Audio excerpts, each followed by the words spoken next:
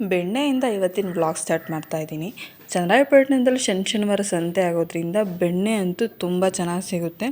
ನೋಡಿ ತೊಗೋಬೇಕು, ಎಳೆಗಂಜಿದೋ ಅಥವಾ ಚೆನ್ನಾಗಿ ಮಾಡಿರೋದು ಅಂತ.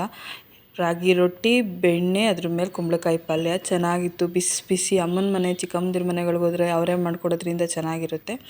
ಇದು ತಂಗಿಗೆ ಶಾಸ್ತ್ರ ಮಾಡೋಕ್ಕೆ ಅಂತ ಅಟ್ಟಿಕ್ಕೋ ಶಾಸ್ತ್ರ, ಮಾಡಿಕೋ ಶಾಸ್ತ್ರ, ಬಸರಿ ಊಟ ಅಂತ ಕರೀತಾರೆ ನಮ್ಮ ಕಡೆ ಎಲ್ಲ. ಹೋಗಿ ಶಾಪಿಂಗ್ ಮಾಡ್ಕೊಂಡು ಸೀರೆ ತೊಗೊಂಡು, ನಮ್ಮಲ್ಲಿ ಏನು ಅಂತ ಅಂದರೆ ಒಂದಿನ ವೆಜ್ಜು, ಒಂದಿನ ನಾನ್ ವೆಜ್ ಮಾಡ್ತೀವಿ. ನಮ್ಮ ಕಡೆ ಕೆಲವೊಂದೊಂದು ಕಡೆ ಕೆಲವೊಂದು ಥರ ಸಂಪ್ರದಾಯ ಮಾಡ್ತಾರೆ. ತರಕಾರಿಗಳು, ಸೊಪ್ಪುಗಳು, ಹೂವು ಎಲ್ಲನೂ ಫ್ರೆಶ್ಶಾಗಿ ಸಿಕ್ತು. ಯಾಕಂದರೆ ಶನಿವಾರ ಇದ್ದಿದ್ದರಿಂದ ಸಂತೆ ತುಂಬ ಚೆನ್ನಾಗಿ ಸಿಕ್ತು.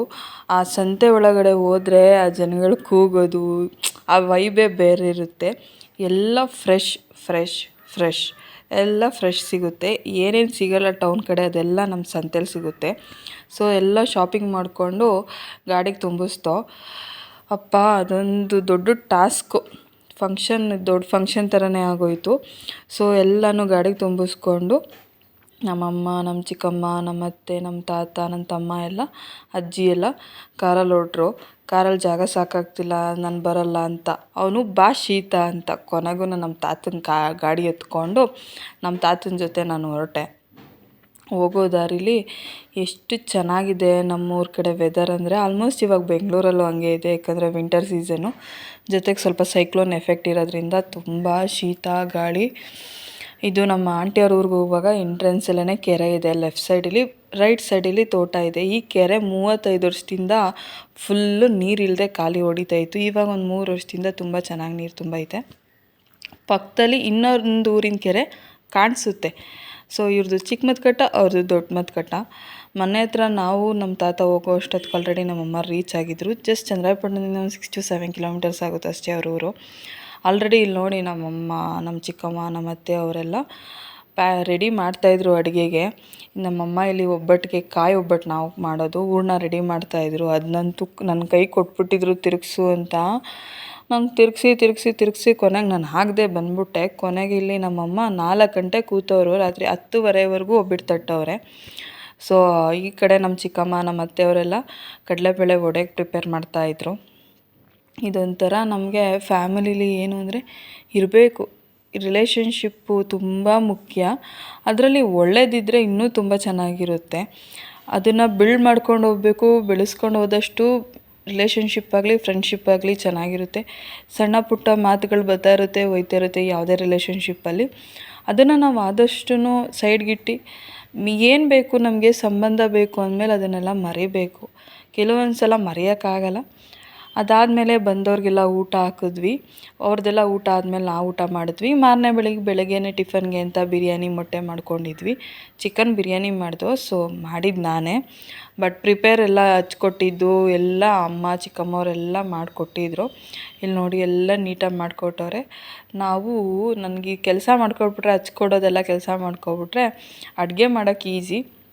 ನಾನು ಬಿರಿಯಾನಿ ಮಾಡೋದು ತುಂಬ ಚೆನ್ನಾಗಿ ಮಾಡ್ತೀನಿ ಮತ್ತು ಈಸಿಯಾಗೂ ಇರುತ್ತೆ. ಯಾವುದೇ ಆರ್ಟಿಫಿಷಿಯಲ್ ಹೊರಗಡೆಯಿಂದ ತರೋ ಪ್ಯಾಕೇಜ್ ಪೌಡ್ರುಗಳೆಲ್ಲ ನಾನು ಆ್ಯಡ್ ಮಾಡಲ್ಲ.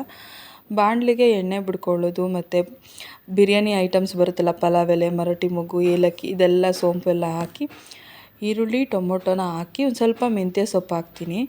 ಸೊ ಅದು ಫ್ರೈ ಆದಮೇಲೆ ಚೆನ್ನಾಗಿ ಶುಂಠಿ, ಬೆಳ್ಳುಳ್ಳಿ, ಪುದೀನ ಸೊಪ್ಪು, ಕೊತ್ತಂಬರಿ ಸೊಪ್ಪು, ಹಸಿಮೆಣ್ಸಿಕಾಯಿ ರುಬ್ಕೊಂಡು ಆ ಪೇಸ್ಟ್ನ ಹಾಕಿ, ಅದು ಹಸಿ ವಾಸನೆ ಎಲ್ಲ ಹೋದ್ಮೇಲೆ ಅರಶಿನ ಪುಡಿ, ಗರಂ ಮಸಾಲ ಪೌಡ್ರು ಮನೆಯದು ಹೋಮ್ ಮೇಡು, ನಾವು ಯಾವುದನ್ನೂ ಆಚೆಯಿಂದ ತರಲ್ಲ, ಮತ್ತು ಸ್ವಲ್ಪ ಸಾಲ್ಟ್ ಹಾಕಿ ಚೆನ್ನಾಗಿ ಇದು ಮಾಡಿ. ಇಲ್ಲಿ ನೋಡಿ ಚಿಕನ್ನು ಮತ್ತು ಮಟನ್ನು, ಬೋಟಿ ಎಲ್ಲ ತಂದಿದ್ರು. ಸೊ ಅದನ್ನು ತೊಳಿತಾಯಿದ್ರು, ಅದು ಫ್ರೈ ಆಗೋವರೆಗೂ. ಇದು ಆಂಟಿ ಮನೆ ಹಿಂದಗಡೆ ಇರೋ ಎನ್ವಿರಾನ್ಮೆಂಟ್ ಎಷ್ಟು ಚೆನ್ನಾಗಿ ಕೂಲಾಗಿದೆ. ಮನೆ ಹತ್ರನೇ ಅವ್ರಿಗೆ ಕೆಳಗಡೆ ಕೆರೆ ಕಾಣುತ್ತೆ. ಸೊ ಚಿಕನ್ ತೊಳ್ಕೊಬಂದು ಚಿಕನ್ ಹಾಕಿದ್ರು.